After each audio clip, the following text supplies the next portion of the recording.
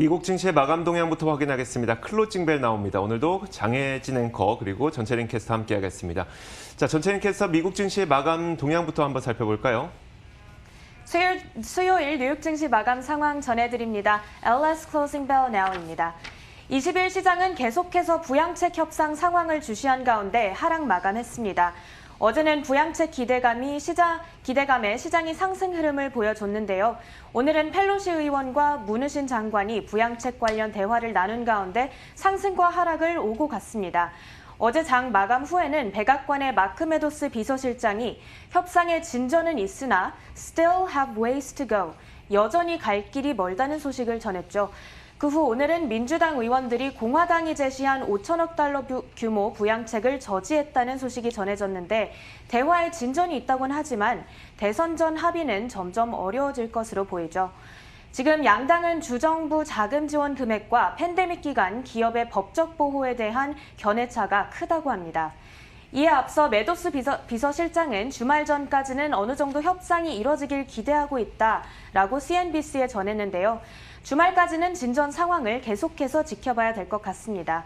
한편 여기에 대해 데이빗 벤슨 투자 전략가는 지금 시장이 경험하는 대선 및 부양책 불확실성은 시장이 단기 변동성을 보이는 정당한 이유가 돼주고 있다며 대다수의 시장 참여자는 부양책이 타결될 거라는 확신을 가지고 있지만 단지 그 시기와 규모를 묻고 있을 뿐이라고 말했습니다. 한편 미국의 코로나19 감염자 수가 사흘 연속 증가했습니다. 여기에 입원 건수도 계속 늘어나자 봉쇄 조치를 강행해야 한다는 우려가 커지고 있는데요. 침체 상황이 지속되고 있어 기업들의 3분기 실적에 더욱 관심이 쏠리고 있습니다. 다음으로 업종과 종목 소식입니다. 이날 업종별로는 커뮤니케이션과 필수 소비재를 제외하고는 모두 하락했습니다. 커뮤니케이션 1.7% 가장 크게 올랐고요. 에너지주는 1.7% 하락하며 엇갈린 흐름을 보였습니다. 기술주 가운데서는 스냅이 기대보다 좋은 실적을 발표하면서 30% 이상 올랐습니다. 여기에 페이스북과 알파벳도 4%, 2.8% 함께 올라줬고요. 그렇지만 어제 실망스러운 실적을 보고한 넷플릭스는 오늘 7% 가까이 급락했습니다. 또 오늘 장 마감 후 초실적을 발표한 테슬라는 시간외 거래에서 4% 오르기도 했습니다. 이어서 자세한 마감 상황 살펴보겠습니다. 오늘 3대 지수는 부양책 협상을 주시한 가운데 변동성 거래에서 계속 움직였는데요. 먼저 다우 지수는 0.35% 내리면서 28,210에 거래를 마쳤습니다. 나스닥 지수 역시 0.3% 가까이 내리면서 11,480에 거래를 마쳤고요. S&P 지수는 8포인트 가까이 빼앗긴 모습이죠. 3,435에 거래를 마쳤습니다. 뉴욕 증시 마감 상황 전해드렸습니다. 이어서 상품 선물 시장도 살펴보시죠. 자, 상품 선물 시장입니다. 먼저 국제 유가 보겠습니다. 지난 밤 사이 WTI가 4% 넘게 크게 급락세를 보였습니다. 미국 내에서 휘발유 수요가 약화된다는 점이 확인됐기 때문이었었는데요. 지난 밤 사이에 발표됐던 주간 원유 재고를 보면 일단 큰 그림만 보면 원유 재고가 약 100만 배럴 정도 감소했습니다. 그만큼 원유 수요가 있었다는 것인데 하지만 세부 내용을 들여다보니까 미국 내 휘발유 수요가 상당히 약했던 것으로 드러났습니다. 이에 따라서 국제 유가는 4% 넘게 급락하고 있는 상태입니다. 현재 선물 시장에서 4.15% 내리면서 39.97까지 하락한 채 움직이고 있습니다. 자, 반면에 이날 금값은 소폭 올랐습니다. 0.6% 정도 상승하고 있는데요. 시장에서는 이 부양책에 대한 합의가 조만간 이뤄질 것으로 베팅하고 있는 그런 물량이 늘어나고 있다고 합니다. 여기에다 달러 약세까지 진행되고 있다 보니까 금값은 소폭 올랐습니다. 0.65% 상승해서 1927.8달러에 현재 선물 시장에서 움직이고 있습니다. 이날 눈에 띄는 부분은 바로 이 국채 금리였었는데요. 10년물 국채 금리와 30년물 국채 금리가 지난 밤사이에 꽤 크게 오르면서 4개월 내 최고치를 기록했습니다. 10년물 국채 금리는 부양책 협상 진행이 되고 있는 가운데 좀 올라서 0.8%를 회복했고요. 0.821%를 현재 기록하고 있습니다. 자, 마지막으로 달러 인덱스도 한번 살펴보도록 하겠습니다. 앞서 말씀드렸던 것처럼 달러 약세가 진행이 되다 보니까 금값의 상승이 이루어지는 모습이었었는데요. 달러 인덱스는 지난 밤사이 0.4% 정도 내려서 92.68을 기록하고 있습니다. 자, 이렇게 상품 선물 시장 살펴봤습니다. 글로벌 외신 확인하겠습니다. 자, 첫 번째 소식입니다. 장혜진 앵커. 네, 전 세계 중앙은행들이 디지털 화폐로 알려진 비트코인이죠. 이런 새로운 종류의 가상화폐로의 관심을 보이고 있다는 소식이 전해지고 있습니다. 팬데믹으로 대부분의 선진국에서 실물 현금 사용에서 벗어나서 사용하기 더 쉽고 통화 간의 전환이 빠른 이런 대체 결제 수단이나 민간 가상화폐가 그 자리를 차지할 가능성이 커지게 된 것인데요. 사실 이 중국에서는 이미 디지털 화폐를 개발해서 시범 사용을 시작한 것으로 알려지고 있습니다. 지난 4월부터 중국 당국은 비트코인이죠. 다른 민간 암호화폐와 비슷한 이 자체 개발 화폐 전자결제 시스템 시범 프로그램을 점차 확대해 나가겠다라고 밝힌 바가 있습니다. 유럽에서도 마찬가지로 디지털 유로 도입이 가시화됐었는데요. 유럽 중앙은행은 이에 대한 공개 논의를 공식화했고 디지털 유로 도입 여부를 내년에 결정을 하겠다라고 전한 바 있습니다. 최근에는 이 연준까지 함께 했는데요. 지금까지 디지털 화폐 출시에 대해서 계획이 없다고 일축해온 연준마저도 디지털 화폐와 관련해서 민간과의 협업이 가능하다고 밝히면서 이를 제대로 검토하고 시험할 계획이라고 전했습니다. 그런데 이날 같은 날 이 페이팔에서도 이런 비슷한 소식을 전했는데요. 세계 최대 온라인 결제 기업 페이팔이 비트코인 등의 가상 자산의 거래 및 결제를 허용한다고 밝혔습니다. 당사는 사용자들이 전 세계 2,600만 개에 달하는 가맹점에서 가상 자산으로 쇼핑 및 여러 가지 거래가 가능하도록 하겠다며 이 서비스를 출시한 건데요. 우선적으로는 비트코인과 이더리움, 비트코인 캐시와 라이트코인 등이 거래가 가능할 것으로 예측되고 있습니다. 지난 밤 사이에 부양책 협상에 어느 정도의 진전은 있었던 것으로 전해지고 있습니다. 특히 민주당 상원이 깡마른, 그러니까 소규모 부양 법안의 통과를 저지하면서 시장은 장중한때 상승으로 전환되기도 했었는데요.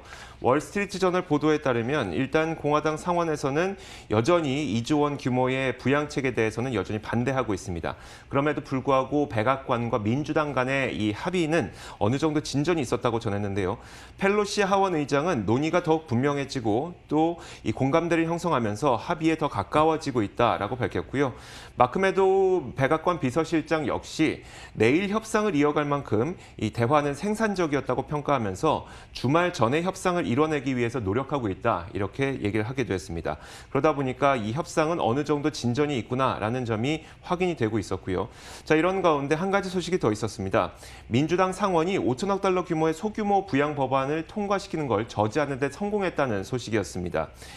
이 소식이 전해진 시점과 맞물려서 물론 이 소식 자체가 긍정적이었는지는 모르겠으나 하락하던 증시는 장중 한때 상승으로 전환되기도 했었는데요. 이번 소규모 부양안은 이 5천억 달러 규모죠. 여기에는 주 300달러의 실업 지원금과 중소기업 대출에 대한 지원금 이런 것들이 포함되어 있습니다.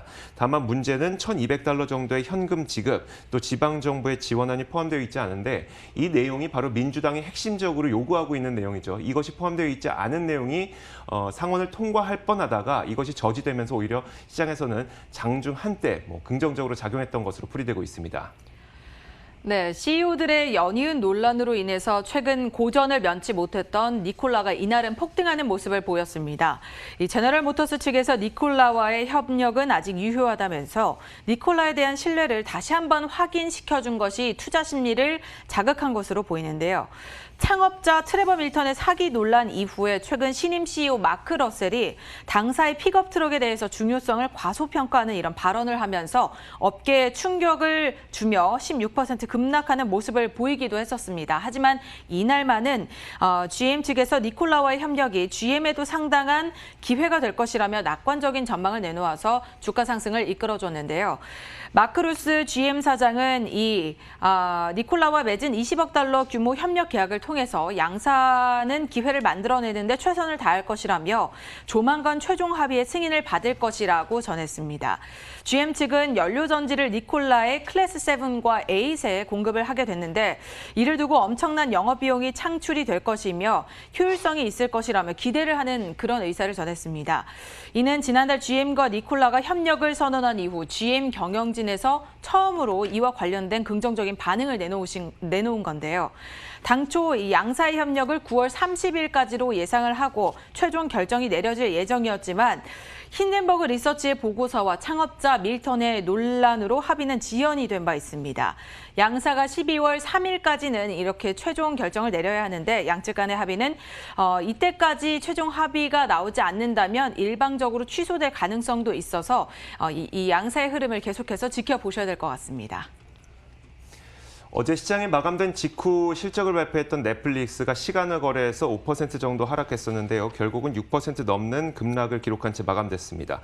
가장 중요했던 게 이제 구독자 수의 증가 속도가 굉장히 많이 줄어들었다는 점이 가장 큰 문제였었죠. 그렇다면 넷플릭스의 성장은 과연 이제 여기까지일까? 사실 애널리스트들의 시각은 그렇지 않아 보입니다. 마켓워치에서는 몇몇 애널리스트들의 시각을 정리했는데요. 첫 번째로 이 마케터 애널리스트는 이렇게 얘기를 했습니다. 미국은 포화 상태에 있는 것은 사실이지만 글로벌, 전 세계적으로는 막대한 구독자 증가가 예상된다라고 전망을 했고요. 또 현재 공개를 기다리고 있는 수많은 넷플릭스 오리지널 콘텐츠들도 도움이 될 것이라는 분석인데요. 넷플릭스의 CEO는 올해 연말까지 150여 개 프로덕션이 완료될 계획이라고 밝히기도 했습니다. 최근 넷플릭스의 구독료 인상에 대한 이야기도 좀 솔솔 나오고 있는데 회사에선 직접적인 언급이 없었지만 코엔의 분석에 따르면 지난 3분기에 미국 소비자들 가운데 53%가 구독료를 더 낼 용의가 있다고 밝혔는데 지난 2019년 4분기 48%에 비해서 이게 더 개선된 것이기 때문에 이것도 긍정적이라는 평가입니다. 그래서 코엔은 현재 투자 의견 아웃퍼폼과 목표가 $625를 제시하고 있기도 합니다. 자, 이렇게 미국 시장에서 일어났던 일들 살펴봤습니다. 맨해튼 나우 이어가도록 하겠습니다.